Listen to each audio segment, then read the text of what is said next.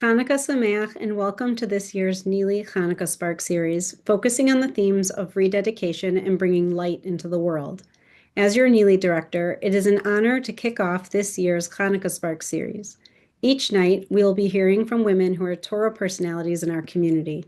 Thank you to each of our guest speakers in this year's series for their inspiring words of Torah, and thank you again to our generous Hanukkah Spark sponsors for their ongoing dedication to bringing light to our Neely community.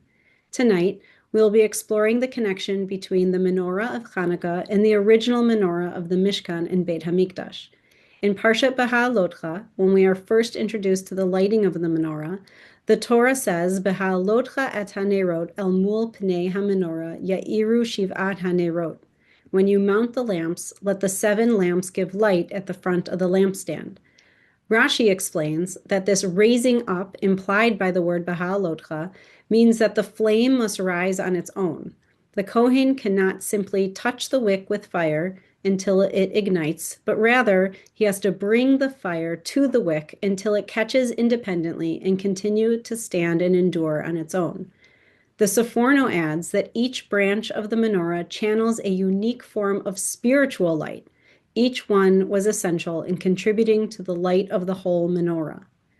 Rabbi Dr. Tzvi Hirsch Weinrib explains that this opening verse of the Parsha, explaining how the candle is being lit in the menorah, is so central to the menorah and the temple service that it is as if the Torah is exclaiming, "Look at the candle. It is one of the oldest and certainly one of the simplest human tools, but it can also be a metaphor for the power and potential of the human soul, which is no less than the candle of God."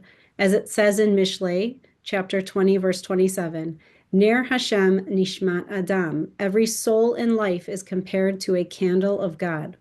The Hanukkah story and the rededication of the temple remains deeply relevant in our own times. What will we dedicate our lives to in the aftermath of destruction that we have faced as a community over the past 2 years? How will we rebuild together?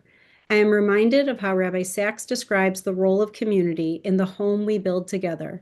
A true community, he explains, is built through shared effort, shared values, and shared responsibility. Perhaps this is part of the message of Hanukkah that we can take to our lives today, that rededication is an invitation to each and every one of us to build a future together. Each act of Torah, generosity, learning, and compassion is a new kind of Chanukah Habayit and rededication of what it means to be part of the Jewish people. Like the lights of the menorah, it is going to take each of us contributing our unique light and our unique effort to build an enduring Jewish community.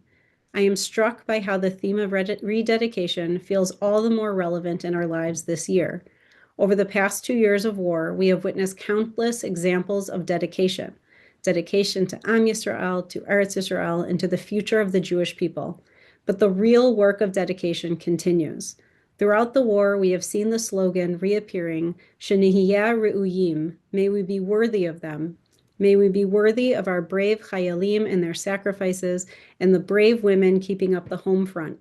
Can we find opportunities, both big and small, to dedicate mitzvot, Torah learning, and acts of kindness to one another, to be worthy of the sacrifices made for all of Am Yisrael?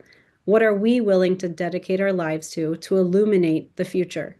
As you may know, the YU Torah Mitzion Kollel is in the midst of our annual Cause Match campaign, and with your continued support and generosity, we look forward, Be'ezrat Hashem, to continuing to build a community dedicated to Torah learning and to bringing light into the world for many years to come. Thank you, and Chanukah Sameach.